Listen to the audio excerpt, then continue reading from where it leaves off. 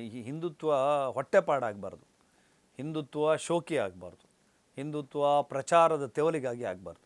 ಹಿಂದುತ್ವ ಅದು ಅಂತರಾತ್ಮದ ಒಂದು ಜ್ಯೋತಿ ಅದು. ಈಗ ಕೆಲವ್ರು ಏನಾಗುತ್ತೆ, ಈಗ ಉದಾಹರಣೆಗೆ ತುಂಬ ಜನ ದೊಡ್ಡ ದೊಡ್ಡ ಲೀಡರ್ಗಳು, ನಾವು ಮಹೇಂದ್ರ ಕುಮಾರ್ ಅವ್ರ ಜೊತೆಗೆ ನಾನು ಹಿಂದುತ್ವದ ಕಾರಣಕ್ಕೆ ನಾನು ಕೆಲಸ ಮಾಡಿದ್ದೀನಿ.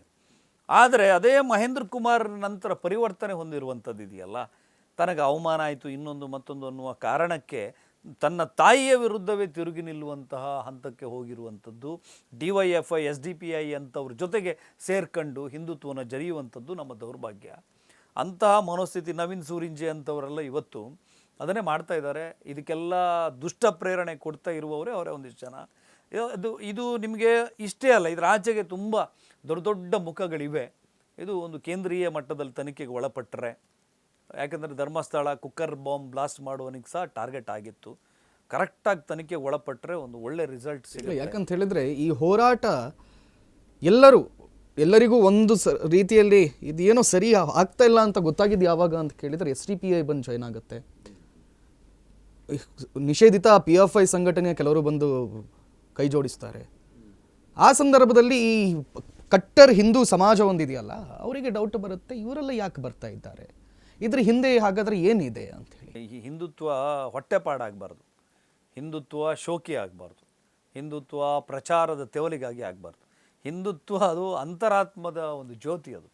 ಈಗ ಕೆಲವ್ರು ಏನಾಗುತ್ತೆ, ಈಗ ಉದಾಹರಣೆಗೆ ತುಂಬ ಜನ ದೊಡ್ಡ ದೊಡ್ಡ ಲೀಡರ್ಗಳು, ನಾವು ಮಹೇಂದ್ರ ಕುಮಾರ್ ಅವ್ರ ಜೊತೆಗೆ ನಾನು ಹಿಂದುತ್ವದ ಕಾರಣಕ್ಕೆ ನಾನು ಕೆಲಸ ಮಾಡಿದ್ದೀನಿ.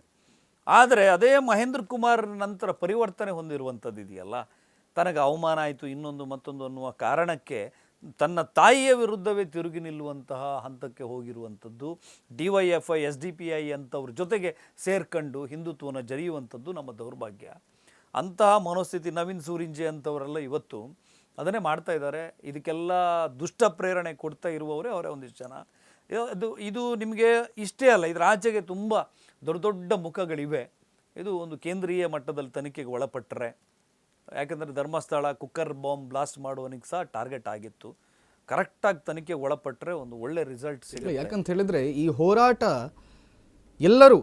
ಎಲ್ಲರಿಗೂ ಒಂದು ರೀತಿಯಲ್ಲಿ ಇದೇನೋ ಸರಿ ಆಗ್ತಾ ಇಲ್ಲ ಅಂತ ಗೊತ್ತಾಗಿದ್ದು ಯಾವಾಗ ಅಂತ ಕೇಳಿದರೆ SDPI ಬಂದು ಜಾಯ್ನ್ ಆಗುತ್ತೆ. ನಿಷೇಧಿತ PFI ಸಂಘಟನೆಯ ಕೆಲವರು ಬಂದು ಕೈ ಜೋಡಿಸ್ತಾರೆ.